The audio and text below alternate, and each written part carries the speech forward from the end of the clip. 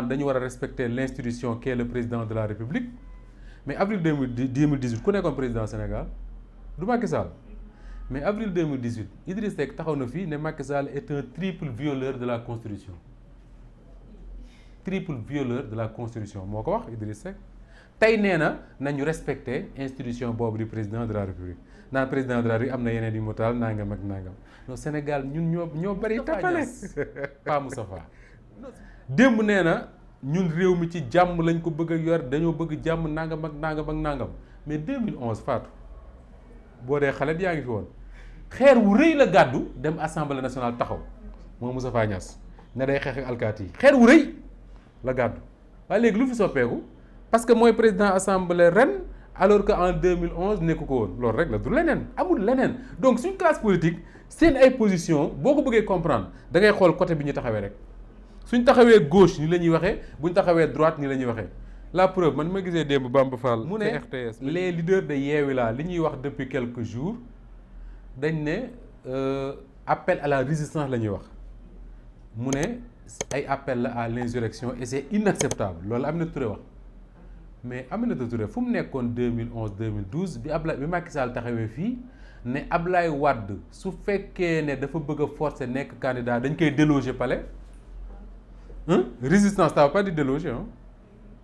résistance mooy ñu song la nar a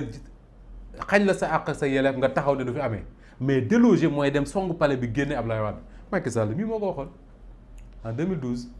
tey Macky Sall ak ñi mu àndal ñoo ne nañu respecter décision conseil constitutionnel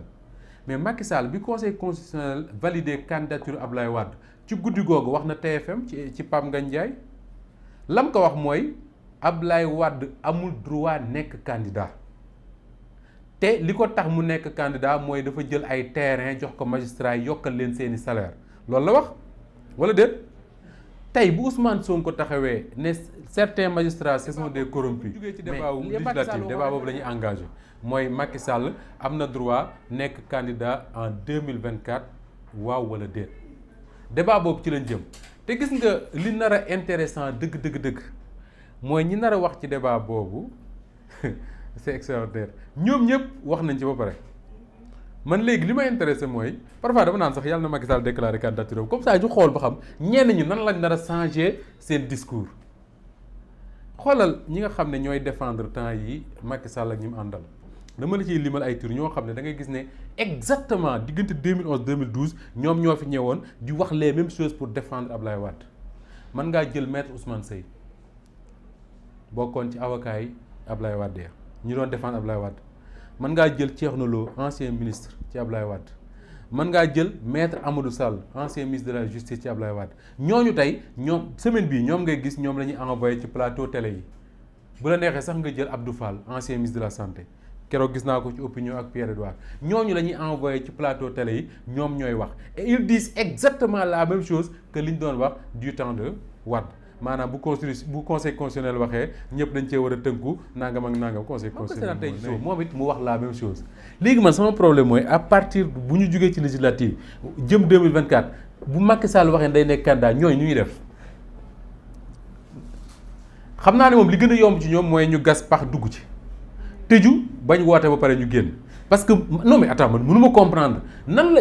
ban discours lañ war a tegalaat sénégalais yi pour expliquer leen que ne Macky Sall ñun ñoo waxoon ne mënta nekk candidat tey ñun ñoo wax ne mën naa nekk candidat man loolu mën mu comprendre ci ay mukalaf yu mat sëkk yor njaboot normal ñu lay seetaan opposition buy manifester warul tere kenn xëy warul tere kenn dem marché warul tere kenn dem football su ko bëggee warul tere kenn dem làmb warul tere kenn dem jàkka mais tey ci suba ba léegi nii soo génnee Dakar li fi nekk ci takk der man dama naan mais ñun ci démocratie lañ nekk wala lan une manifestation ci démocratie amul lu ko gën a naturel mais foo tourné ci Dakar gendarme yi sax ils ont été mis à contribution rond-point Liberté 6 gii gis naa fi léegi ñu gaare fi oto bu rëy ñoom gendarme yi ne ci biir toog manifestation bay amee ca place de l'Obélisque mais y a problème cela veut dire tey que ni suñu démocratie ci ab échec bu mag a mag la ñu nekk parce que une manifestation d'opposition c'est quelque chose de tellement naturel que ni warul sax tax de la même manière semaine bi yëpp maa ngi koy wax ci keppaar gi je l'ai remarqué ci réseaux sociaux yi da ngay gis ay jeunes peut-être même je ne sais pas si c'est des jeunes ou pas mais en tout cas des gens yoo xam ne dañuy revendiquer seen appartenance à la mouvance présidentielle nga gis ñu publier ci ay page Facebook ay cartes ne fii mooy kër Ousmane Sonko fii mooy kër Khalifa Sall fii mooy kër diw fii mooy kër diw fii mooy kër diw fii mooy kër diw daal di léegi ku taal ñu taal ku taal ñu taal ça veut dire que tey waa Yewwi Askan Wi su fekkee ne seen manifestation bi dafa déborder ñu dal ci kaw ñi ne ci pouvoir bi ñoom tamit dañuy dem dal ci kër ñi nga xam ne ñoo di opposition bi parce que xam nañ seeni kër mais loolu lu garaaw la ci réew lu garaaw la ci démocratie